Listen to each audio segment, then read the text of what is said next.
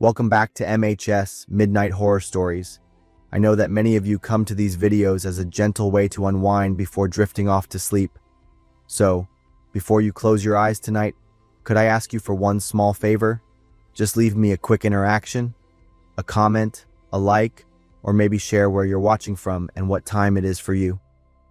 Little actions like that help YouTube recognize the content and spread it to more people who might enjoy it. My current goal is to reach around 300 likes within the first 24 hours. Now then, let's step into tonight's chilling stories together. 2 years ago, I had a part-time job at Spirit Halloween. It was great because I got a discount on everything. Those things can be pretty expensive if you love Halloween as much as I do. Unfortunately, our store was severely understaffed. This meant I had to work on Halloween night. Instead of enjoying my favorite holiday, I had to stand behind the counter. However, I had bills to pay, so I tried to get through the shift without being annoyed. We were busy all day. People were coming in to buy last-minute costumes. I was constantly scanning barcodes and bagging items for customers one after another. About an hour before closing, the store started to empty out. 2 guys came in. I saw them walk straight to the mask section in the back. To me, they looked very suspicious. When they walked in, they were staring everywhere and keeping their heads down. Sometimes, we had to deal with theft at Spirit Halloween. I hoped these 2 guys wouldn't steal anything. After about 10 minutes, I saw them both walk out of the section and line up to pay. I silently cursed myself for thinking they would steal. When it was their turn, they bought 2 masks. One was a scary, scarred-faced Freddy Krueger mask. The other was a Jason Voorhees mask. They put cash on the counter and didn't say a word. I scanned the barcodes, took the money, and put the masks in a bag. They took the bag and left the store.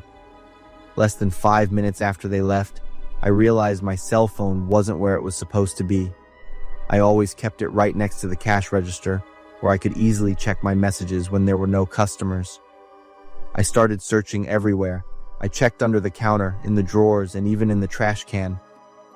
I asked my coworkers if they had seen anything. No one knew where my phone was.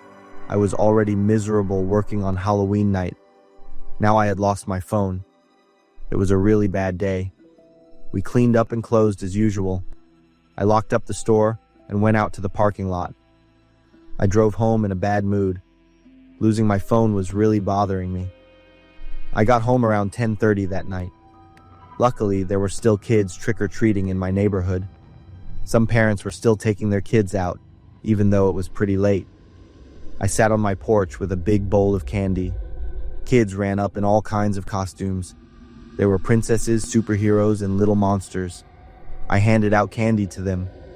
After about half an hour, things completely died down. I went inside to rest. I put on a movie, grabbed a pumpkin beer, and sat down on the sofa. I could finally relax and enjoy Halloween in my own way.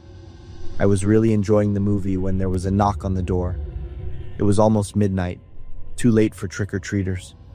Maybe it was some late kid. I paused the movie and stood up. I grabbed some leftover candy and went to the front door. I turned on the porch light and opened the door. No one was there. I stepped outside and looked around. The neighborhood was completely quiet. I was about to go back inside when I saw something on the doorstep. 2 masks were placed neatly right in front of my door. One was the Freddy Krueger mask. The other was the Jason Voorhees mask. I bent down and picked up the Jason Voorhees mask. It was heavier than I thought. There was something inside. I turned the mask over and couldn't believe my eyes. It was my cell phone, the phone I'd been searching for all over the store. I looked around my neighborhood again, but I didn't see a single person. My phone was locked with a passcode, but when I pressed the power button to turn on the screen, I saw that my wallpaper had been changed. It was no longer a picture of my family. Instead, it was a picture of me. In the photo, I was leaving Spirit Halloween and walking to my car in the parking lot. The photo was taken from a distance, probably from another car, or from some corner of the parking lot. I checked my entire phone with shaking hands. Luckily, nothing else had been changed. I tried to understand what was happening. Those two guys clearly had a plan. They had stolen my phone when they bought the masks and followed me home. I quickly grabbed the two masks and threw them in the trash can. I didn't want them anywhere near my house for another second. I went inside and carefully locked the door.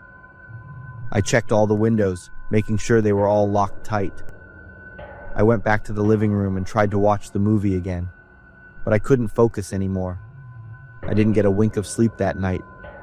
I lay in bed, staring at the ceiling. Every time there was a sound outside, I sat up and looked out the window. I was afraid they would come back. 2 years have passed, and I still can't explain what happened. I've never seen those two people again. My life is fine. But every time Halloween season comes around, when I see those masks in stores or hear a knock on my door late at night, I remember what happened that day. I've always lived by the motto, just do it and see what happens. I know it's not the wisest advice in the world, but it has helped me a lot in life, and certainly in the story I went through. A few years ago, on Halloween night, one of my best friends hosted a Halloween party at his house. His parents were gone for the weekend, so we had the whole house to ourselves. A costume was required to get into the party, and I was dressed as Michael Myers. At the time, I was 18 and a senior in high school. The party was a lot of fun with more than 40 people, music, drinks, and crazy costumes. It was a pretty typical Halloween party, but everything changed when Lucas suggested playing with a Ouija board. He asked me and a few other people if we wanted to go down to the basement to use it. At the time, I had only had one beer, but instinctively, my answer was no. I don't mess with anything spiritual. I truly believe you shouldn't play around with spirits and things like that, especially on Halloween night. After being called a coward a few times for not wanting to join, I told them to just do it and see why they shouldn't play with a Ouija board. They laughed at me as I watched Lucas and a few other people go down to the basement to play. I didn't care what they said. I was going to do what I felt most comfortable with. The basement was always colder than the rest of the house. The ceiling was low, the lights flickered, and a musty smell filled the air. Honestly, the Halloween vibe was spooky enough. I felt like I should stop there. The party continued upstairs, and I ignored what had just happened. Around midnight, I left completely sober. I drove home without checking to see how Lucas or the others were doing after they went to the basement. When I got home and got into bed, my phone lit up. I got a text from the party host asking if I was okay and saying that the people who played with the Ouija board had just been in a car accident. I had to reread the text a few times. I immediately thought about what I had said to them before they went down to the basement. I immediately called Lucas. It rang once, twice, 3 times. He picked up. Lucas was out of breath on the phone. He said he was driving home when he felt like someone, he swore, like an invisible hand from the back seat, yanked the steering wheel to the left. The car lost control and crashed into a ditch. Lucas said that he was fine, and so were the others with him. I breathed a sigh of relief, but I was still worried. The next day, I went to the hospital to visit Lucas and the others. All night long, they heard tapping on their windows, even though they were on the 2nd floor. Lucas said he had the same recurring dream of a dark figure standing in the basement, staring up at the ceiling. To this day, Lucas and I are still friends, but he never talks about it. No more Ouija jokes, no more Halloween parties. I still live by my old motto, just do it and see what happens. But if you ask me about Ouija boards, I will tell you not to do it, never try it, especially on Halloween night. Some childhood memories are ones you want to forget, but you can't. For me, that memory is Halloween night when I was 11 years old. On that Halloween night, my best friend Lily and I were trick-or-treating together. We were neighbors and did almost everything together, including dressing up in identical skeleton costumes for Halloween. Our parents gave us a simple rule. We couldn't leave our neighborhood and we had to be home before 8 p.m. Knowing we had a time limit, we tried to visit as many houses as possible. Both of our candy bags became significantly heavier, and we were so proud of the amount of candy we had collected. Overjoyed with our success, I was walking and counting my candy. Suddenly, I was pushed onto the cement sidewalk. I remember that my knee even started to bleed. I was in so much pain that I was about to cry. I looked around and saw a person in a gorilla costume zoom past me. They were running at full speed down the street. Lily yelled that he was a jerk and tried to help me get up. I told her I was fine, just a little shocked. We watched the man in the gorilla suit fly down the street, running as if he was trying to escape from something. We picked up our dropped candy and were talking about how much of a jerk that guy was when we heard sirens in the distance. At the time, we didn't connect the two things, but it wasn't long before everything became clear. About 5 minutes later, my mom called. She was panicked and told us to come home immediately and not to ask any questions. When we got home, with our Halloween candy bags still full, but now we had lost interest, my mother led us into the living room. Her face was tense and worried. The television was on and tuned to the news. The news anchor was explaining that a young man who had attended a Halloween party was now the prime suspect in a murder case. He had entered the house where the Halloween party was taking place and found his girlfriend cheating on him. The young man had lost his temper and committed a knife attack. He had murdered 3 people: his girlfriend, the man she was cheating on, and the homeowner. When the anchor said he showed up to the party in a gorilla costume, my mind was dazed for a few seconds. He was now on the run and was very dangerous. That's when everything connected. The man in the gorilla suit who pushed me and the sirens in the distance were linked. I looked at Lily. Her face was pale, her eyes were wide, and her hands were shaking as she took mine. We both understood what had just happened. I remembered the feeling of being pushed by him, the musty smell of sweat from the gorilla suit, and the brief glance of madness I saw through the mask's eye holes. I now understood why he was running like that. I didn't tell my mom. She was worried enough. If she knew that her daughter had encountered a murderer, she would have been even more of a wreck than I was. We just sat in silence, holding hands as a way to comfort each other. This is something we have kept a secret to ourselves until now. Anyway, they caught the guy, and he's serving a life sentence. Many years have passed, but I still can't forget that moment. A simple push became a Halloween nightmare when I was 11, but what helped me get through it wasn't just time, it was Lily's hand holding mine. That memory reminds me that even in the scariest moments, true friendship can be the light that helps you stand strong. I'm Oscar, 30 years old. I lived with my paternal grandmother since I was 5. In my small memory from that time, I don't remember everything exactly. I remember that I used to live in a different house with my parents. The memory is fragmented. Afterwards, I was moved to live with my grandmother. The reason for moving houses was later explained to me by my grandmother. Because my parents had jobs far away, and it wasn't convenient to take me along. Life with Grandma was also very happy. To her, I was everything. At first, I would often cry at night because I missed my mom. Every time I received a call from my parents, I would also cry. By the time I was about 6 or 7 years old, when I began to understand things a bit more, I asked my grandmother many questions about everything around me. The familiar spot at the dining table was that I sat on the left side while my grandmother sat in the middle. Suddenly, I felt that something was missing. The scene before me was very familiar. It was the spot where I was sitting and the same dishes on the table. But there was something missing. Grandma, where's Alvin? That name suddenly popped into my mind, like a spring being released after being tightly compressed. My grandmother was stunned for a few seconds and said, "Do you mean Buddy? Isn't he over there enjoying a snack?" "No, I mean Alvin. I remember there was someone who used to sit and eat with us." "There's no one, dear. Hurry and eat before the food gets cold." Grandmother's face became serious as she continued eating. I didn't know how to explain that hazy memory to her. As time went on, I began to remember more images and fragmented memories of Alvin. In every corner of the house, in every nook and cranny. To be honest, I can't remember his face, and I'm not sure if Alvin actually existed. Whenever I remembered something, I would always ask my grandmother, "I'm fed up with that name Alvin already, Oscar. It might just be your imaginary friend." But I didn't think so. The feeling about Alvin was very real.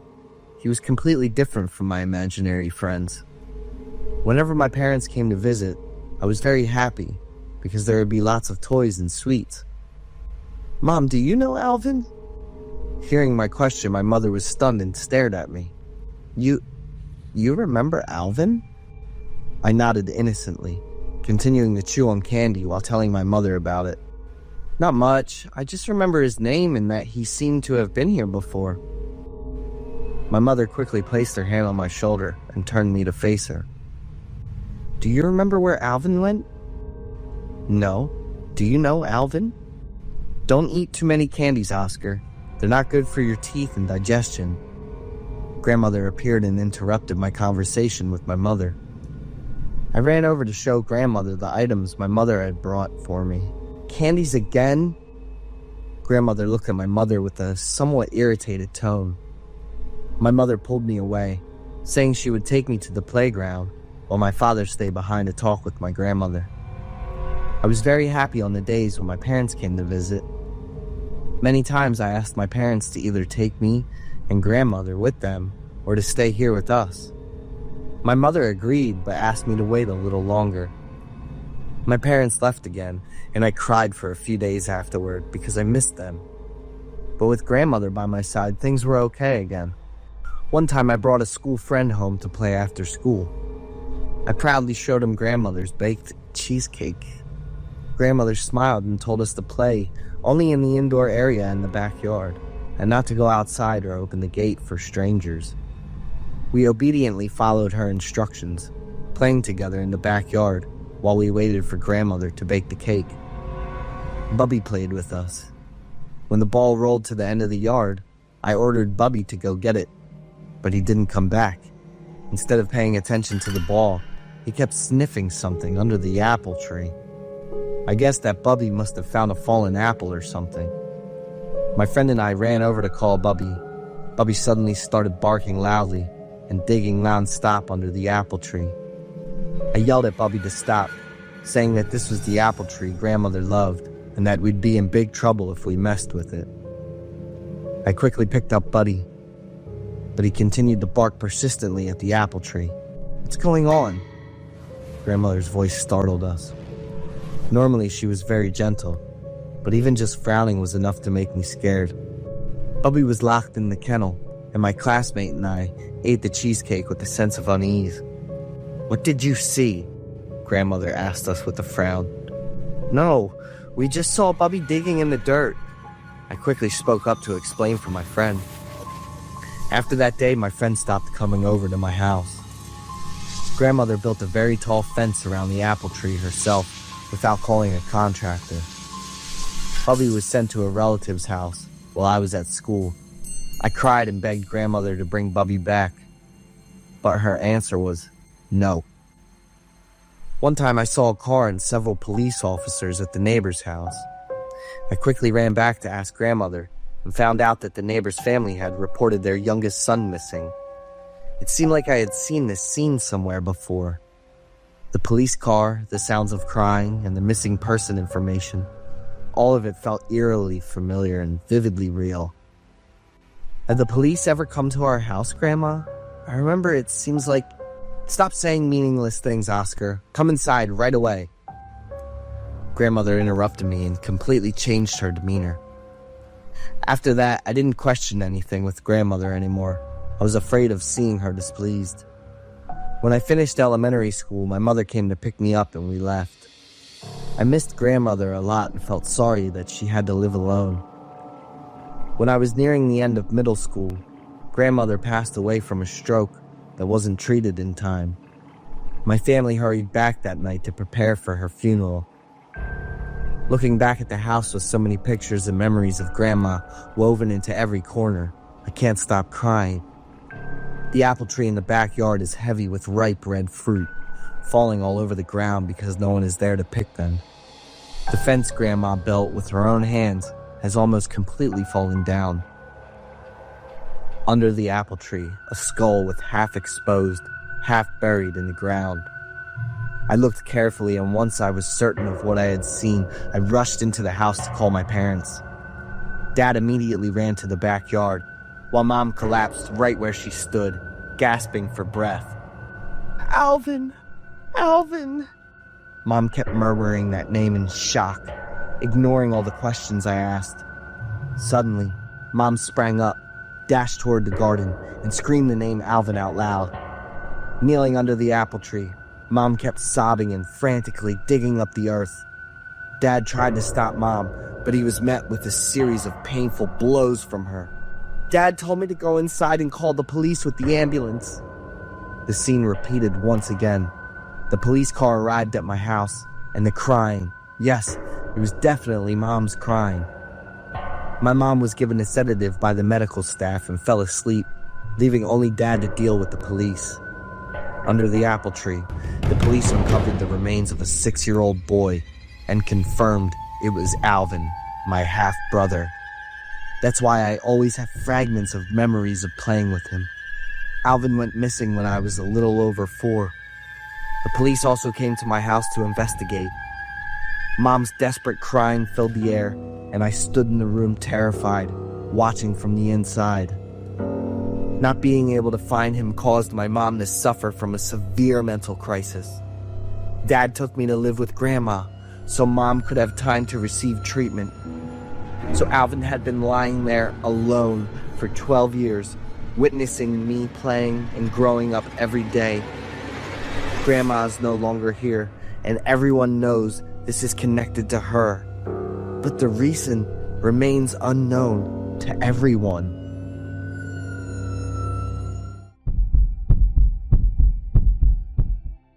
I'm Oscar, 26 years old, living alone in New York. Because I have an online job and have free time, I often sleep during the day and then work at night. In recent months, a 7-Eleven convenience store opened near my house. I really enjoy being able to buy food at night while working. A man named David, 45 years old, is the owner of the store. David is recruiting staff and temporarily looks after this place. David designed a room at the back of the store to provide a comfortable place to rest. He was funny and kind. Sometime later, the store had another female employee. Her appearance is not very outstanding, but her way of talking attracted me. Her name is Mary, 26 years old, and she is Mr. David's niece. Gradually, I stopped by the convenience store several times a day to talk to Mary. I started to see that Mary had feelings for me. But David gradually became more grumpy every time he saw me. I guess David is upset because I'm affecting Mary's work. He met me privately and harshly asked me to stay away from Mary. David gave the reason that he did not want Mary to be in danger when getting acquainted with strangers. It's ironic that Mary is old enough to make her own decisions about her life. Of course, I didn't listen to David. Since that tense conversation, David continuously appeared at the store. It's like he's guarding Mary and I so we don't have a chance to come into contact. Many times I asked Mary out to have her own space. She happily accepted, but then always had a reason to refuse. One day I stayed up late to meet a deadline and felt hungry. I went to the convenience store. There was no one inside. I called out to David and he didn't answer. I walked around and then accidentally stopped at the door leading to the room at the back of the store. Just as I was about to approach the door, it suddenly opened loudly. Mary walked out looking haggard, her clothes disheveled. She smiled very awkwardly at me, raised her hand to close the door, not giving me a chance to look inside. I was extremely surprised to see Mary. This was not her shift. Looking at Mary's body, I still saw bruises. I asked worriedly, but she avoided my eyes and said she was fine. That night, I no longer had enough concentration and spirit to work. I always think about Mary and many questions pop up in my head. The following days, I did not see David appear again. Mary said that David had an accident and broke his leg, so he would stay home and rest for a while. Supervising and operating that store will be in charge of Mary. She will stay at the store and use David's room. Mr. David also recruited an additional employee, a middle-aged woman named Joan. Mary and I became a couple not long after. Unlike other couples, our date spot is always a convenience store. Mary never let me or Miss Joan into the back room of the store. One time, I used the restroom at the store. After draining the water, I saw something floating back. It looked like meat and had a very unpleasant smell. I guess the pipe was clogged. This must be leftover food someone had flushed down. This condition lasted for several weeks afterward. Not only the toilet, the store's drain was also clogged. I wanted to handle this for Mary, but she said she would do it herself. It's been a while since David returned to the store. Mary also did not care much for her uncle. The next strange thing is that Miss Joan also disappeared after nearly a month of working here. That day, Mary and I were at the store when the police came to investigate Miss Joan's disappearance. Mary happily cooperated and said she had resigned from the store a week before the missing information was reported. One time I went to the store looking for Mary but couldn't find her. I couldn't hold back my curiosity anymore, so I decided to enter the room at the back of the store to find her.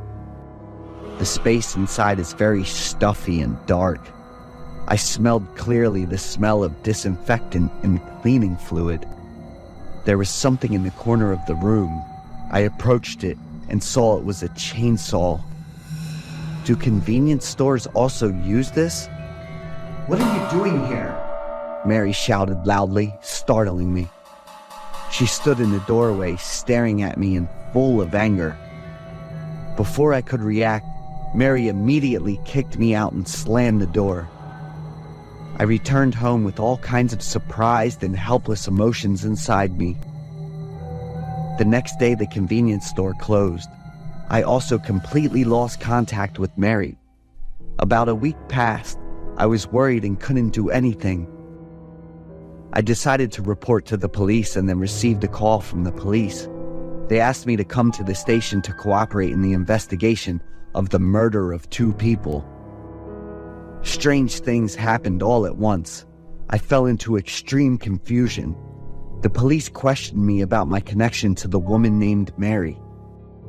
I replied, "She is my girlfriend."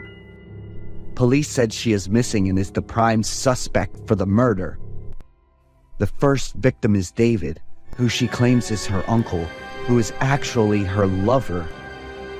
Currently, the police have only found Mr. David's head and hands hidden in the room behind the store. They are still looking for other parts of the body. The next victim was Miss Joan. The police found her body in the same room, wrapped neatly in a very large bag with her limbs severed.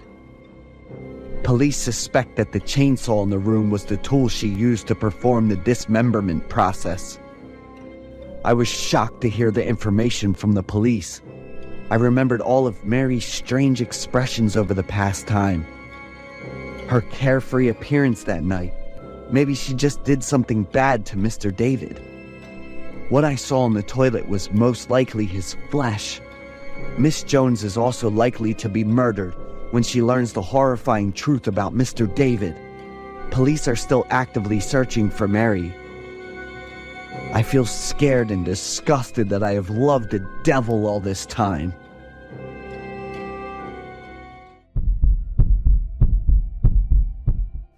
The evil behind beauty. Adela is a girl with an open-minded lifestyle who loves hanging out with friends at bars. Even though she's just 25, She's got a comfy place right in the middle of the city and drives a fancy car. Adela's not planning to get married, and she isn't in any serious relationships either. Everything's kinda up in the air. One night, Adela was driving home solo after staying out at a bar until 3 a.m. Here, she meets this totally awesome guy named Marcus. They drank, talked, and danced together. Adela felt Marcus really liked her. She jokingly thought that she was about to add another guy to her collection of unclear relationships. Adela was still feeling buzzed from the drinks and music, happily humming as she drove. Suddenly, a red car started tailing Adela's car. At first, she didn't think much of it until the car kept flashing its lights and honking. Adela felt really uneasy, thinking it was some drunk or creep following her. She stepped on it, but the red car kept right on her tail. The guy behind the wheel got bolder, speeding up and rear-ending Adela's car over and over.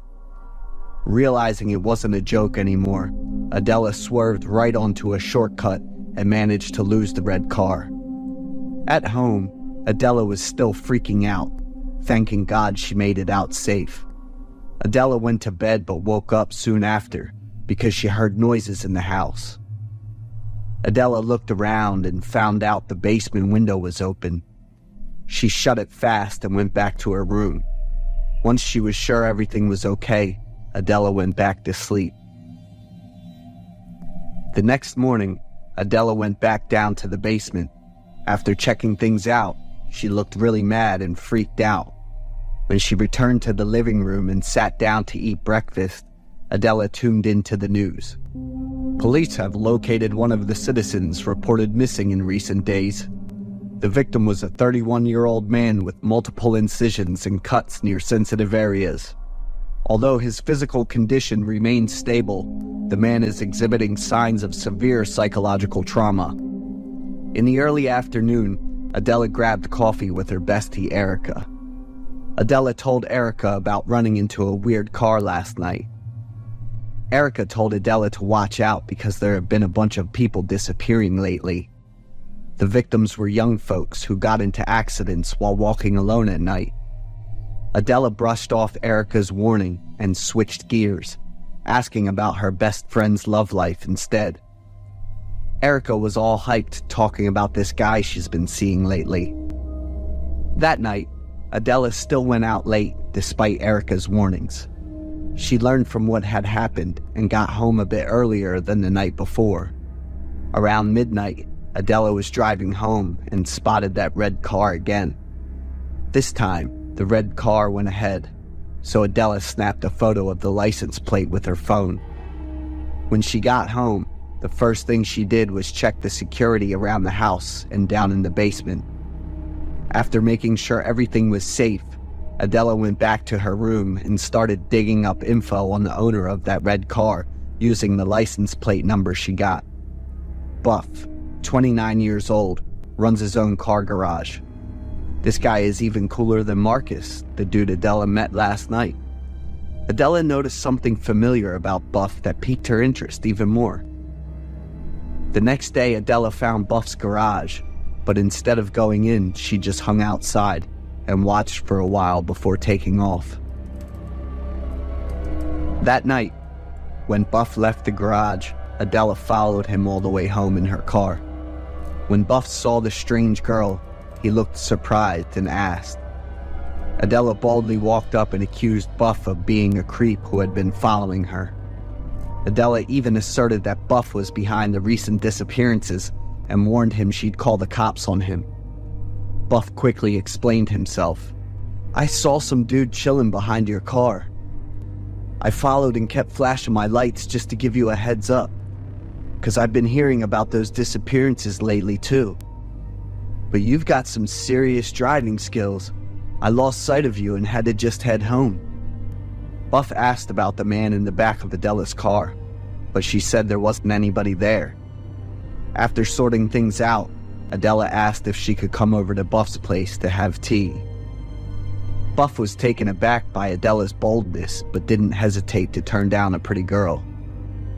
Buff went inside, and Adela came up and dropped some flirting lines. Buff quickly backed off from Adela, kept his distance, and said he already had a girlfriend. Seeing Adela look disappointed, Buff quickly diffused the situation by offering her a glass of orange juice before taking off. Right as Buff turned around to hand Adela the glass of water, she reached out and jabbed a small needle into Buff's neck.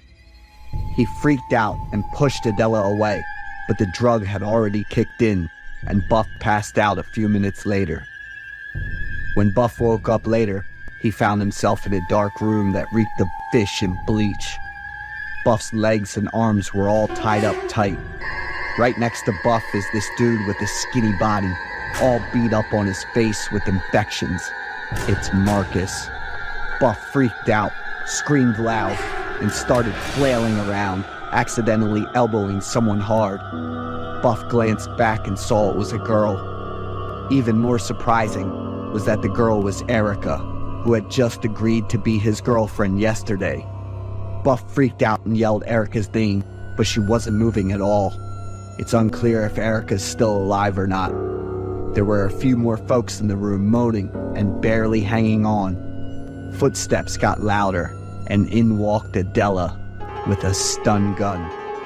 Turns out, she was the one behind everything. She hits up bars to find people, brings them back to the basement, and messes them up just for her own kicks. Behind that pretty and delicate appearance lurks a messed up and creepy soul. Buff screamed his lungs out into the night, but nobody around knows the messed up stuff going on inside that fancy, decked out house.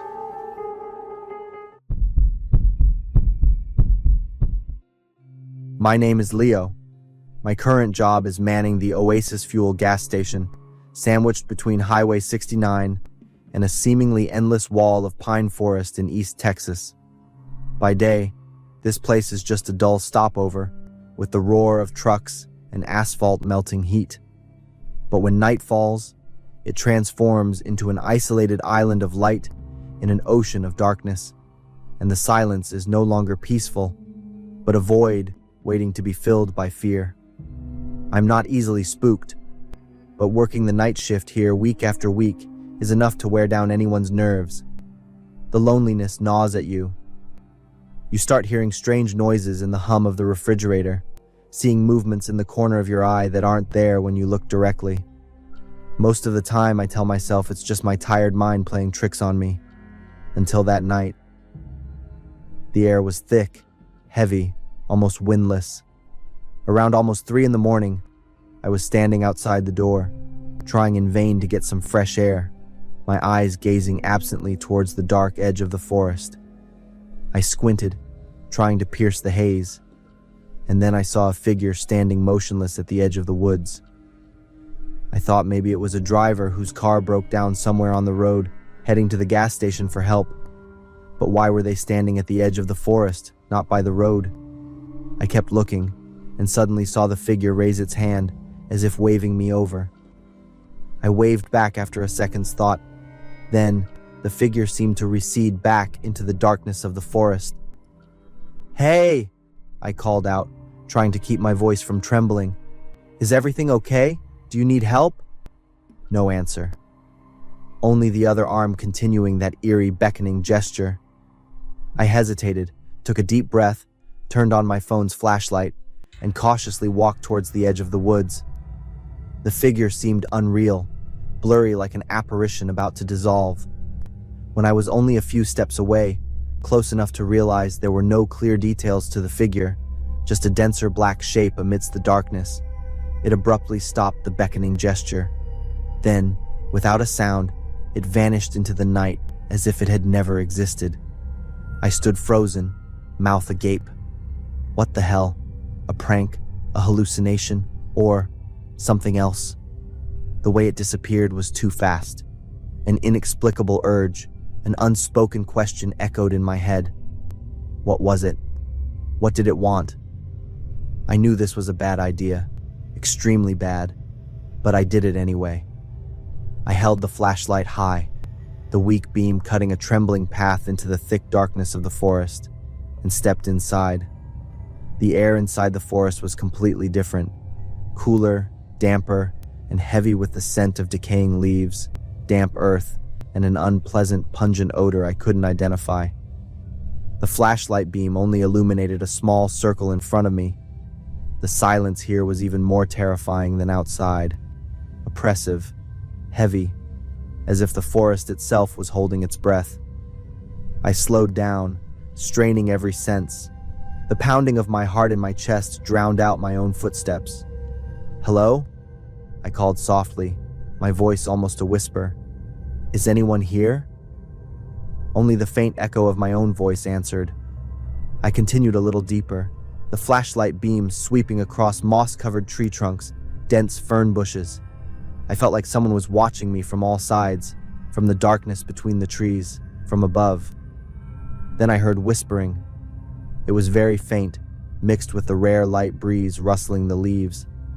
It sounded like many voices whispering at once, a ghostly chorus echoing from afar. I stopped, trying to pinpoint the source of the sound. It seemed to come from all directions, surrounding me. "Someone?" I repeated, my voice now trembling noticeably. "This isn't funny." I swept the flashlight beam wildly around, but only saw trees and darkness. Fear began to tighten its grip on my throat. I had to get out of here immediately. I turned, trying to remember the direction I had come from, but in the darkness and panic, everything looked the same. The whispering still followed me, sometimes like weak pleas, sometimes like wicked giggles. And then, as my flashlight beam swept across a gap between two large trees, I saw it, a face. It was disgustingly pale, as if carved from plaster or white bone. No hair, no ears, no distinct nose. But the eyes, oh God, they were black pits deep, completely empty. I couldn't scream. My throat felt constricted.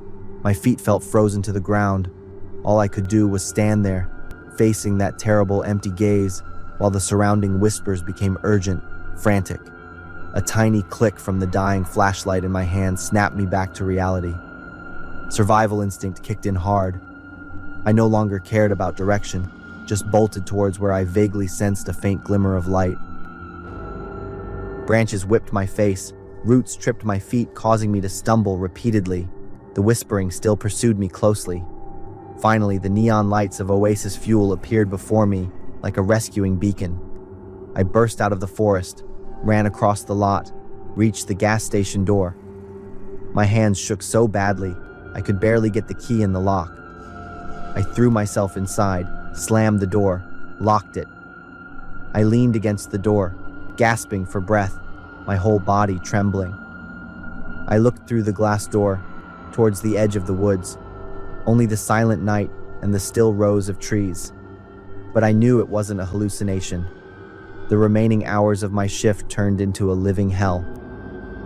I sat frozen behind the counter, not daring to take my eyes off the windows and the camera monitor.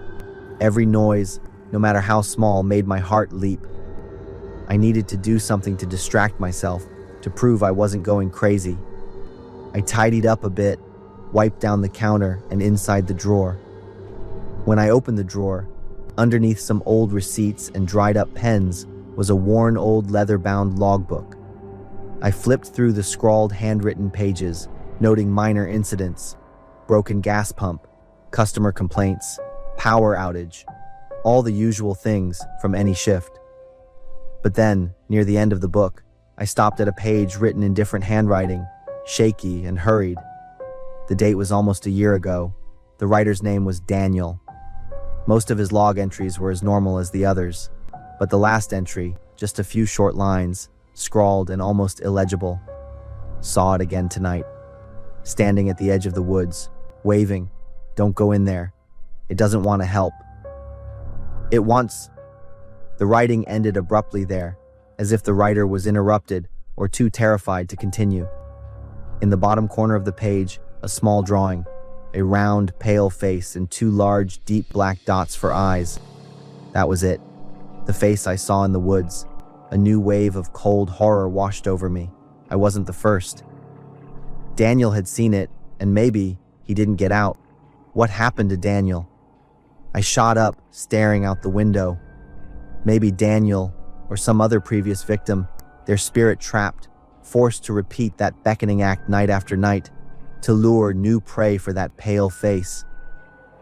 As the first faint light of dawn appeared, I hastily ended my shift, ran to my car, and drove off as fast as I could.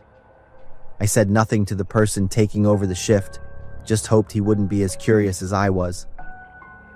I drove straight back to my apartment in the nearby town, heart still racing. I had left the gas station, left the forest, but I knew I hadn't really escaped it. The image of that pale face with the bottomless black eyes haunted me. Oasis Fuel was a hunting ground, and like Daniel before me, I had seen the true face of that predator.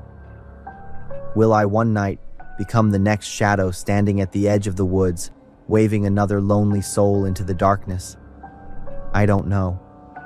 And that not knowing, along with the image of those bottomless black eyes, is the real horror that will follow me for the rest of my life.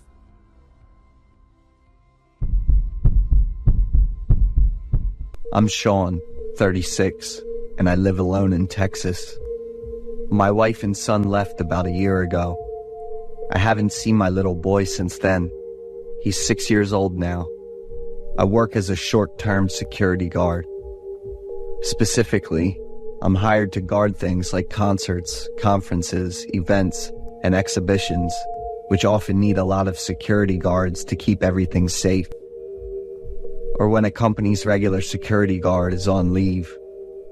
When a company needs to quickly boost its workforce, they'll bring in temporary employees like me. This job is pretty good for me right now because of my health issues. A year ago, I had a car accident on my way home from work. After that awful accident, I'd get bad headaches whenever the weather changed. One day, the doorbell rang at 8 a.m.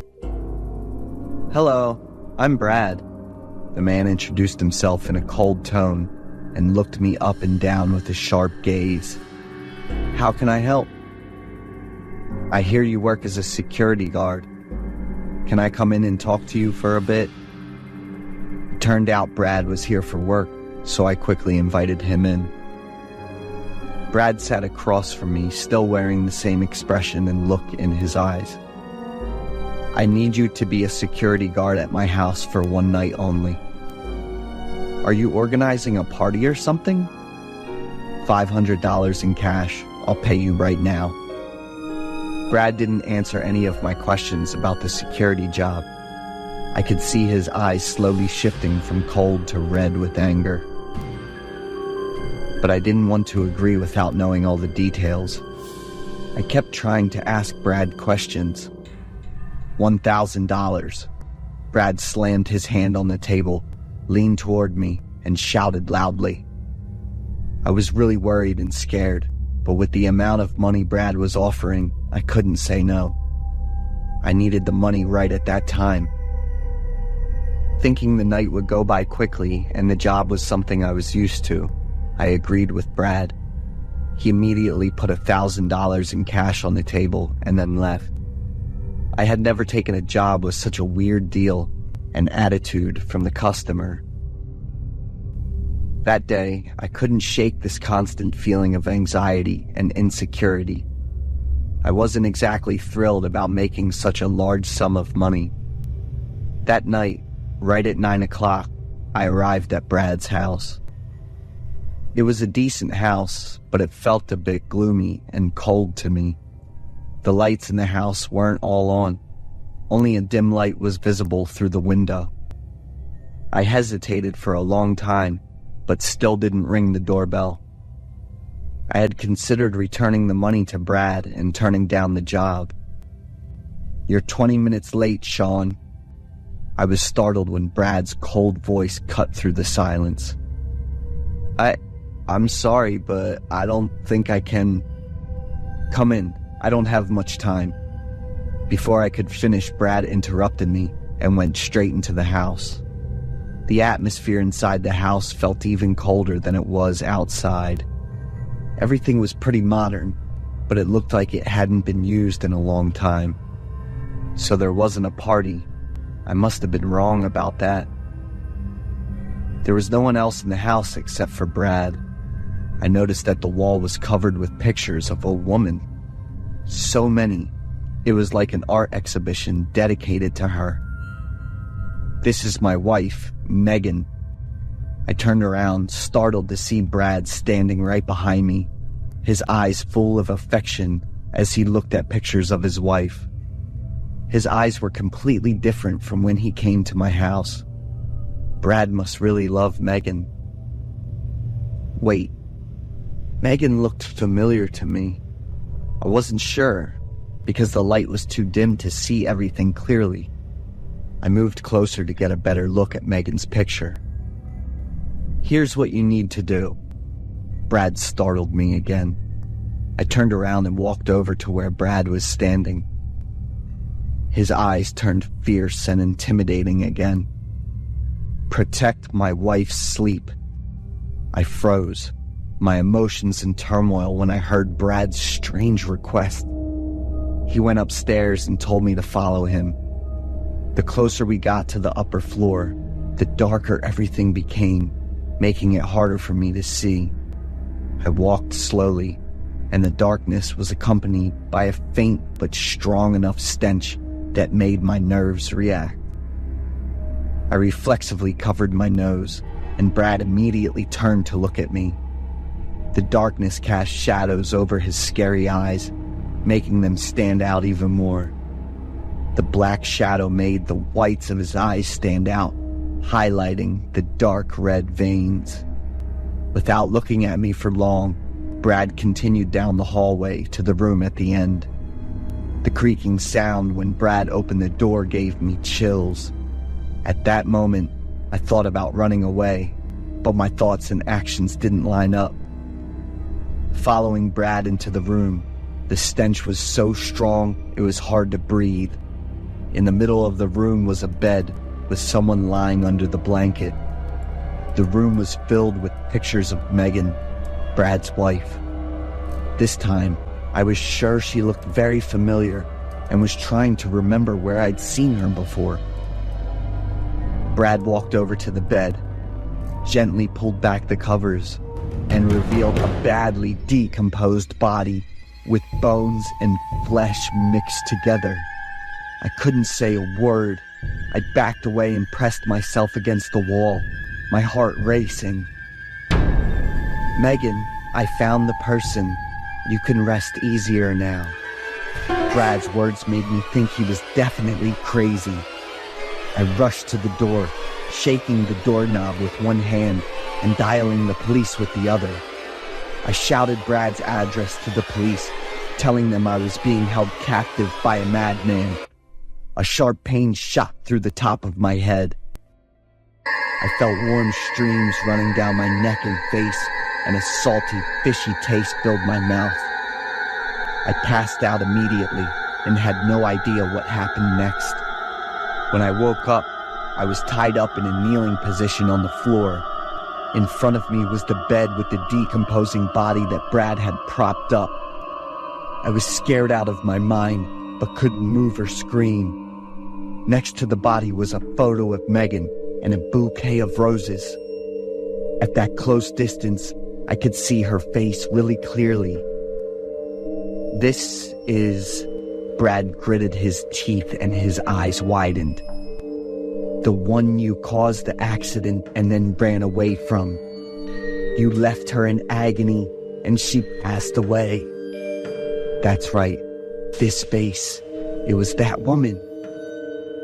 Do you have any idea how much pain I've been in for the past year? When I saw you, all I wanted to do was make you feel the pain my wife had to endure. I've lost everything. Brad screamed with hatred, pain, and helplessness. I was at a loss for words, with no way to explain that tough time. That night after the crash, I saw Megan, bleeding and quietly begging. But I was selfish. I decided to leave because I was thinking about the future and my family. In the end, My wife and son left me, and the loneliness and disease kept me stuck. Not a single day in the past year have I slept peacefully. I cried and begged Megan and Brad to forgive me. I deeply regretted what I had done. Brad couldn't calm down. He rushed at me and kept hitting my face and a wound on my head. The police broke down the door and rushed in. My vision was blurred with blood, and I saw Brad being restrained by 2 officers before I fainted again. When I woke up, I found myself in the hospital. I'd be treated for a while before facing the court.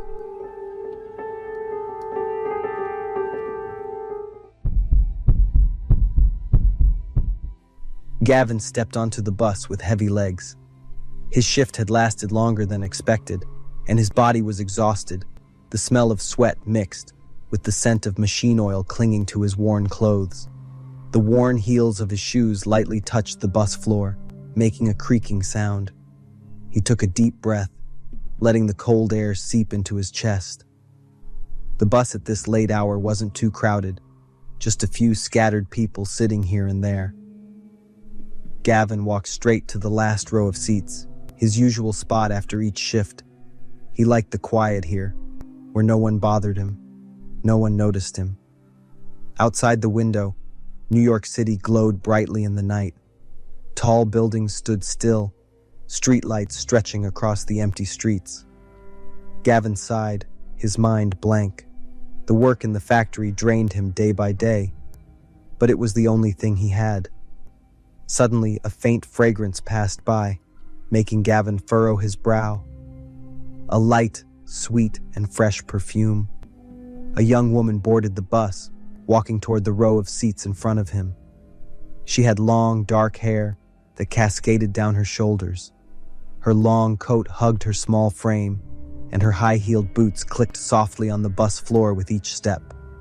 When she sat down, her hair gently swayed.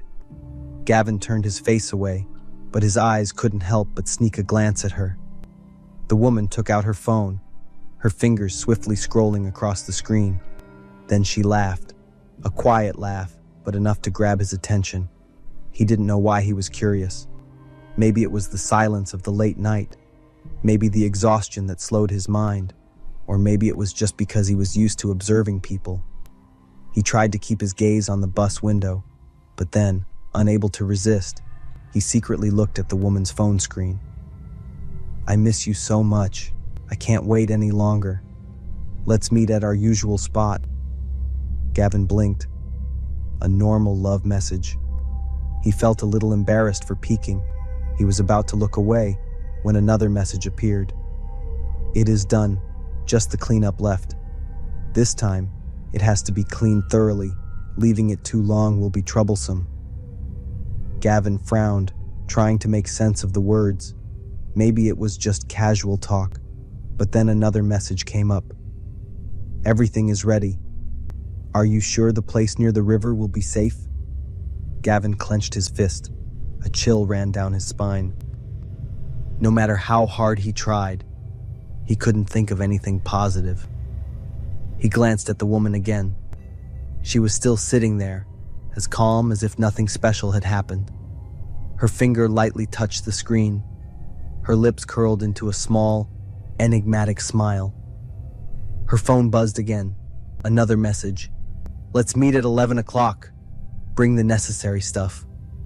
Gavin felt as if someone had punched him in the stomach. His whole body tensed. He felt his heart pounding faster, each beat echoing in his chest. Gavin looked away, taking a deep breath to calm himself. Unconsciously, Gavin made eye contact with the man sitting in the row in front of him.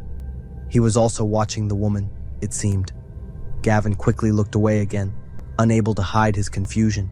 His mind was spinning with a flood of thoughts. Who was she talking about? What did "handle it" mean? A hit? A murder plot? The bus continued to roll through the empty streets.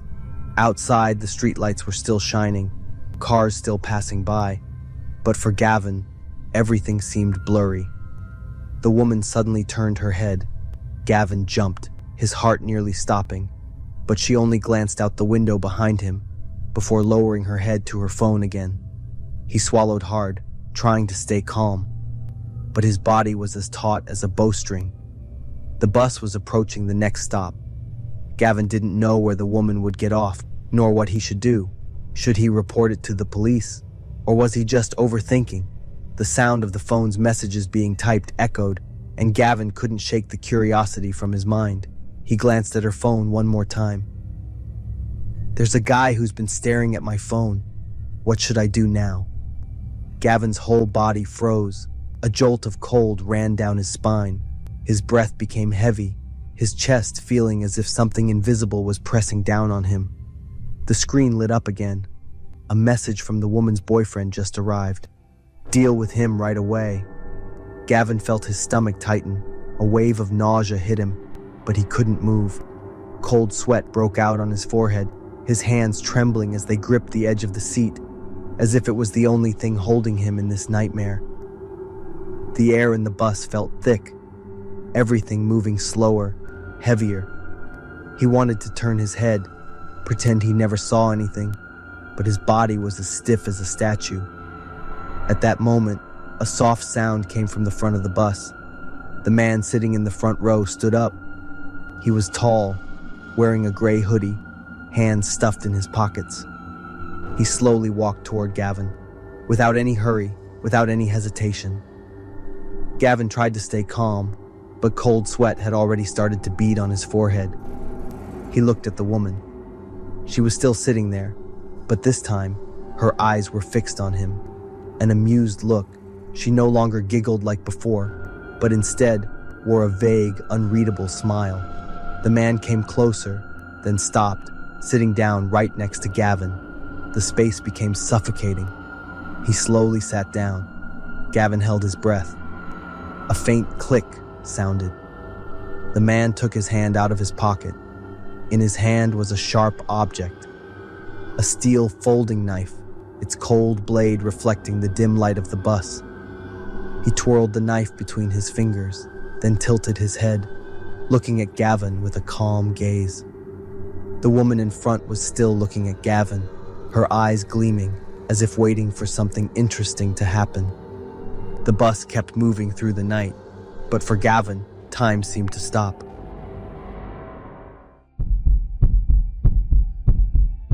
I'm Dylan, 38 years old. I work as a financial analyst for a bank in San Jose. I don't have a girlfriend, nor do I have plans for married life. I'm quite introverted and a workaholic. Instead of finding myself a girlfriend and having sweet dates, I often work late at the company, sometimes even until night. One Wednesday evening, I remember leaving the office at 11 p.m. That day I didn't drive to work. I stood in front of the company to catch a taxi. It's strange because this area usually has many taxis, but today I've been waiting for 20 minutes and still haven't seen any passing by. After a stressful day at work, I'm tired and starting to lose patience. It's almost 11:30 p.m. and a taxi suddenly arrives. I can't wait any longer and jump onto the road to flag down the vehicle. The taxi driver looks at me with panic, probably because of my somewhat crazy actions. The driver looks at me and then looks over to the passenger seat, appearing very panicked and worried. I glance over to the passenger seat, and it turns out this taxi already has a passenger. It's a girl. She's leaning her head against the window, seeming either drunk or quite tired. The taxi driver lowers the window, wearing a black face mask. He looks at me with concern. "Sorry, sir, I already have a passenger," he says. I'm too tired to wait for another taxi. I suggest that the driver lets me ride along, and he can drop off the girl first to maintain the order of the taxi call. He looks worriedly at the girl for a long time before turning to me. When I offer to pay double the fare, he reluctantly agrees. Getting into the car, I smell a strong smell of alcohol, so the girl must be drunk. The driver asks for my home address. He says that my house is closer than the girl's, so he'll drop me off first. I thank him. Out of appreciation, I engage in conversation and ask for her name, but he doesn't answer. I assume he's tired, so I keep quiet. I'm a bit curious, so I observe the girl. She looks quite young, probably in her early 20s. Her skin is pale, and her long hair covers most of her face. Despite the hot weather, she's wearing a high-neck sweater. The car suddenly brakes hard, and everything lurches forward. The driver says there was a cat crossing the road. I hear the girl's head bump against the car quite hard, but she doesn't react, still deeply asleep. I want to help her sit up straight, but the driver immediately refuses. He uses one hand to awkwardly adjust her sitting position. After a while, I suddenly smell a strong odor. I'm not sure, the smell of alcohol is still very strong. I look out realizing we're almost home, so I proactively pay the taxi fare. When I say I want to pay through the ride-hailing app, the driver immediately refuses, saying I should pay in cash. I don't have enough cash, so I hope he'll pass by the nearest ATM. The driver suddenly shows annoyance, urging me to hurry up. I withdraw money as quickly as possible. When I return to the car, I accidentally catch a glimpse of the girl's pale face sitting in the passenger seat. I freeze for a few seconds, wanting to observe her more closely. Surprisingly, I catch the cold gaze of the driver. I quickly get into the car and pay the taxi fare. The amount I give him is quite large, and I request change, but he refuses, saying he doesn't have any cash here. The more the driver gives me a sense of unease. Finally, I arrive home. It's almost 1 a.m. As I get out of the car before I can close the door, the taxi speeds away. Entering the house, images of that girl and the driver keep appearing in my mind. After showering, I go upstairs and fall asleep immediately. The next day is a day off, and I wake up quite late. I watch the news on TV, and they report a carjacking incident involving a taxi company.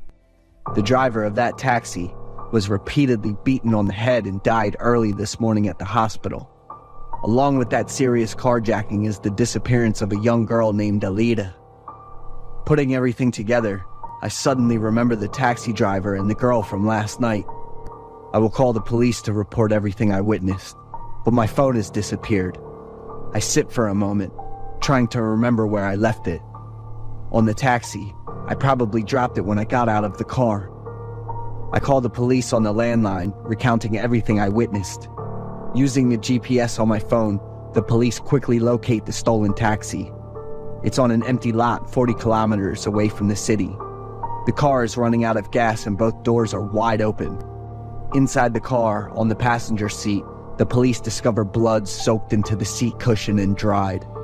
About a week later, the police find the body of the missing girl under a tree, 10 kilometers from the location of the taxi. The girl's body has a long slash across her neck, which is the direct cause of her death. Through investigation, the police conclude that the girl found under the tree is the same girl in the taxi that I met that night. The driver's name was actually her terrible boyfriend impersonating. His name is Gary. After getting drunk, Gary brutally murdered his own girlfriend and tried to destroy the body. All evidence pointed to Gary being guilty, but the next challenge for the police was to find him. There were no clues left behind, and that murderer seemed to have vanished from this world. I am still shivered thinking about that night. I sat with the body of a girl with a brutal murderer for 30 minutes in the car.